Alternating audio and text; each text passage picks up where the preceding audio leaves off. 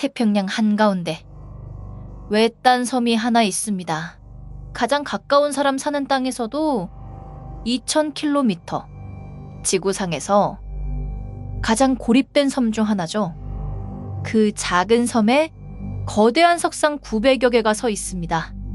누가, 어떻게, 그리고 왜 만들었을까요?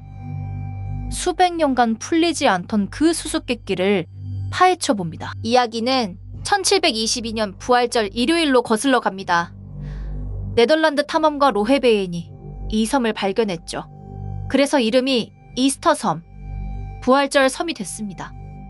그들이 마주한 건 도무지 믿기 힘든 광경이었어요. 황량한 섬에 거대한 석상들이 줄지어 서 있었죠. 나무 한 그루 없는 섬에 거인들만 가득했습니다. 원주민들은 이 섬을 라파누이라 불렀어요. 그리고 석상의 이름은 모아이였죠. 탐험가들의 머릿속은 의문으로 가득 찼습니다. 이 외딴 섬에서 누가 이런 걸 만들었을까? 모아이는 상상 이상으로 거대합니다. 평균 높이 4m, 무게는 14톤에 달하죠. 가장 큰 것은 높이 10m에 80톤이 넘습니다. 미완성으로 누워있는 석상은 더 거대했어요. 완성됐다면 높이 20m에 270톤이었을 겁니다. 그런데 석상을 깎은 채석장은 섬 한쪽에 있습니다. 라노라라쿠라는 화산 분화구였죠. 그런데 완성된 석상은 섬 곳곳에 흩어져 있었어요. 어떤 건 채석장에서 18km나 떨어져 있었죠. 수십 톤의 돌을 수킬로미터나 옮겼다는 뜻입니다. 그런데 이 섬엔 바퀴가 없었습니다. 소나 말 같은 큰 동물도 없었죠. 기중기도, 금속 도구도 없었고요. 맨손과 돌도구만으로 어떻게 옮겼을까요? 이 미스터리가 수백 년간 사람들을 사로잡았습니다. 가장 자극적인 답은 외계인설이었습니다.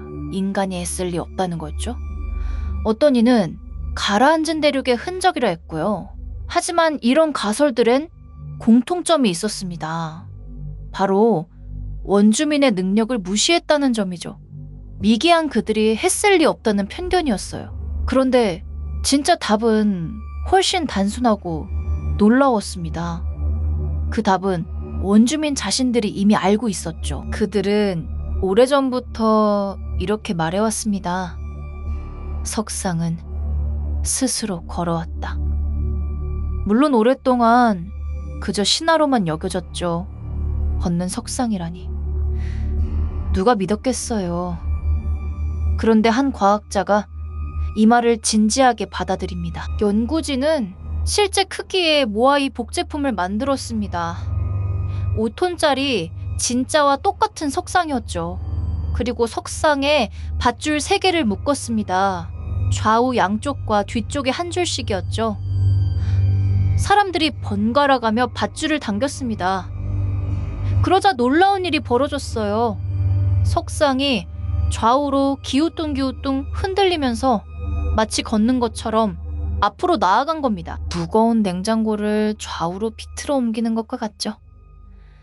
석상의 둥근 바닥이 바로 그 비결이었어요. 앞으로 살짝 기울어진 무게중심도 한몫했고요. 단 18명이 몇 시간 만에 옮길 수 있었습니다. 수백 명도 거대한 기계도 필요 없었던 거죠. 원주민의 걸어왔다는 말은 사실이었습니다. 신화가 아니라 정교한 공학 기술이었던 거예요. 우리가 그들의 지혜를 너무 얕봤던 것뿐이죠. 석상에는 또 다른 디테일이 숨어 있습니다. 모아이는 대부분 바다를 등지고 서 있어요. 마을과 사람들을 지켜보는 방향이죠. 석상이 선 받침대를 아후라고 합니다. 조상의 영혼을 모시는 신성한 제단이었죠. 즉 모아이는 부족 조상의 화신이었던 겁니다. 어떤 석상은 머리에 붉은 모자를 얹고 있어요. 푸카오라 불리는 또 다른 거대한 돌이죠. 이 붉은 돌은 다른 채석장에서 가져온 거였습니다. 수톤짜리 모자를 석상 머리에 어떻게 올렸을까요? 그것 또한 그들만의 영리한 방법이 있었죠. 한때 석상엔 산호로 만든 하얀 눈도 있었습니다. 눈을 끼우는 순간 석상에 영혼이 깃든다고 믿었죠. 거인들은 그렇게 살아있는 조상이 되었던 겁니다. 하지만 더 깊은 미스터리가 남아 있습니다. 이 석상을 만든 사람들은 어디로 갔을까요? 한때 섬엔 울창한 야자수 숲이 있었습니다. 수만 명이 풍족하게 살았죠. 그런데 발견될 무렵 섬은 황무지였어요. 나무는 한 그루도 없고 인구는 급감했습니다. 도대체 무슨 일이 있었던 걸까요? 한가설은 석상 경쟁이 화근이었다고 봅니다. 부족들이 더 크고 많은 석상을 세우려 경쟁했죠. 석상을 옮기려면 통나무가 필요했습니다. 그렇게 나무를 베고 또 베다가 결국 숲을 완전히 없애버린 거죠. 숲이 사라지자 비옥한 흙이 빗물에 쓸려갔습니다. 농사가 망하고 먹을 것이 끊겼어요. 카누 만들 나무가 없으니 고기잡이도 막혔죠. 굶주림 속에 부족 간 전쟁이 벌어졌습니다. 성난 사람들은 조상의 석상마저 쓰러뜨렸어요. 자원을 다 써버린 문명이 스스로 무너진 셈이죠. 물론 이 생태 자살 이야기엔 반론도 있습니다. 숲을 없앤 진짜 범인은 쥐였다는 주장이죠. 사람들이 데려온 쥐가 야자 씨앗을 다 갉아먹어 숲이 다시 자라지 못했다는 겁니다. 그리고 결정적 타격은 외부에서 왔습니다. 유럽인이 가져온 전염병이 섬을 휩쓸었죠.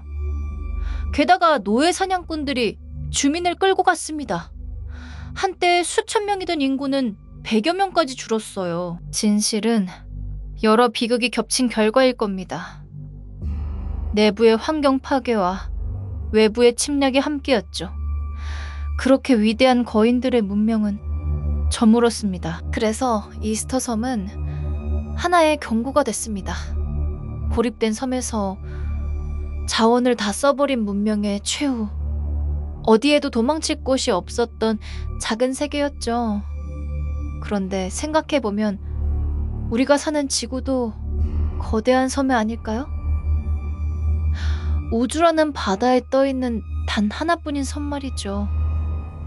거인들은 그 질문을 우리에게 던지고 있습니다. 걸어온 석상의 비밀은 마침내 풀렸습니다.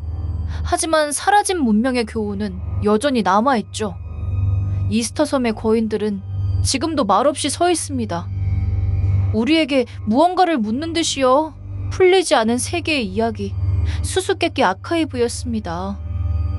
구독과 좋아요는 큰 힘이 됩니다. 다음엔 어떤 미스터리를 파헤칠까요? 댓글로 남겨주세요.